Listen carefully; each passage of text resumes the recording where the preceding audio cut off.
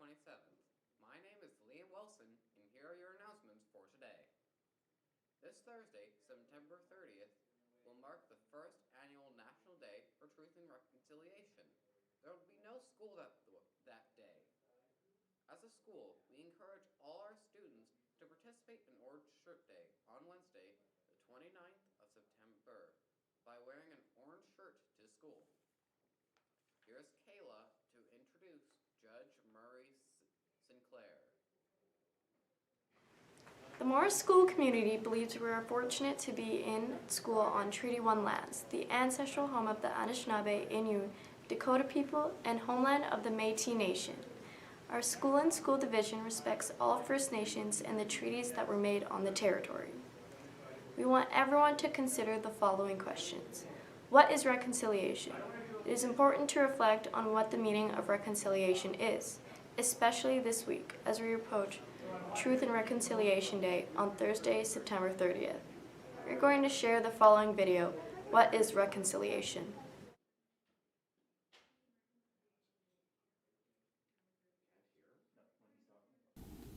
Hello everybody, I'm Murray Sinclair. I'm the chair of the Truth and Reconciliation Commission of Canada.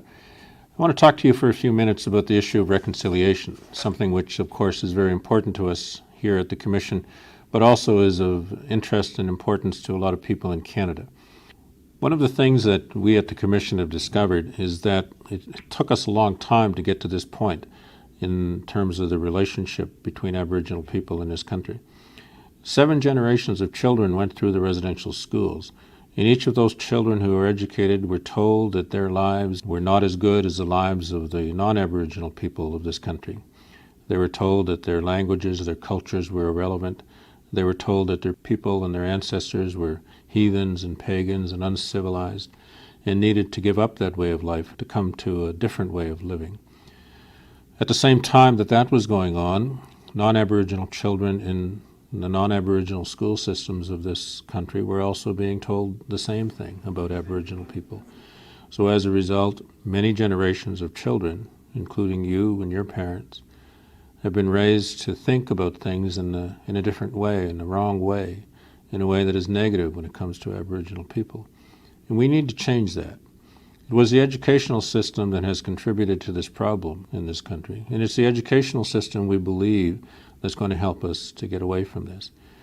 We need to look at the way that we educate children. We need to look at the way that we educate ourselves. We need to look at what it is that our textbooks say about Aboriginal people.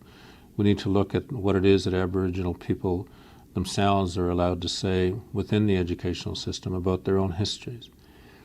In addition to that, we also believe that what's important when it comes to looking at the way that children are educated is to understand that because it took us so many generations to get to this point, it's going to take us at least a few generations to be able to say that we are making progress. We cannot look for quick and easy solutions because there are none.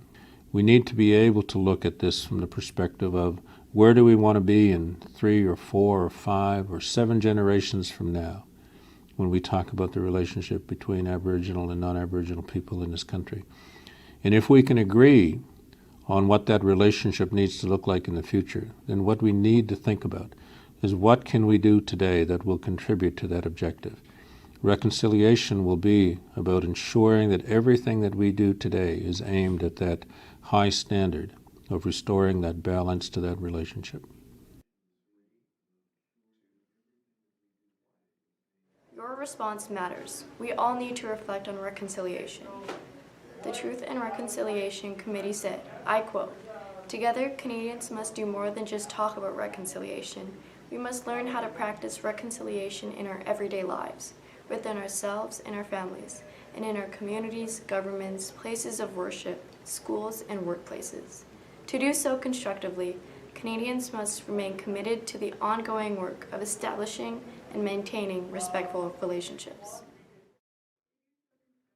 Remember, you can visit the Intramurals website below or look for the posters with rosters on them, which are posted by the senior year's gym for rosters and schedules. Slow pitch games started on Friday. Here are some highlights.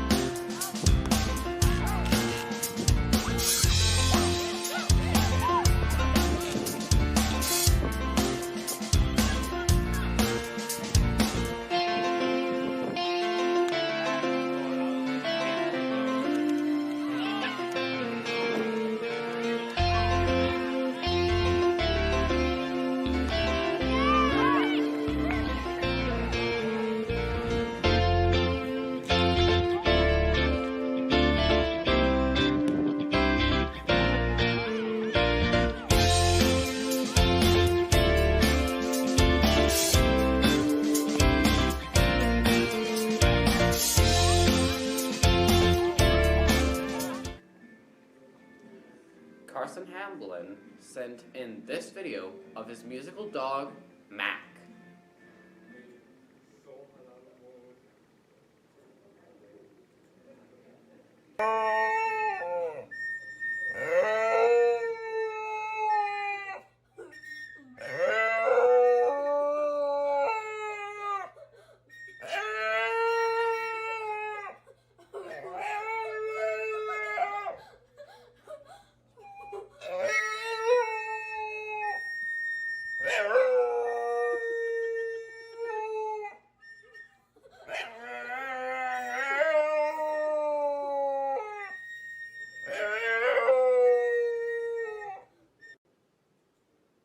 Send in your story ideas or even interesting videos to mavericksmedia@rrvsd.ca. Maybe we'll show them here. Those are all your announcements for today. Have a great week.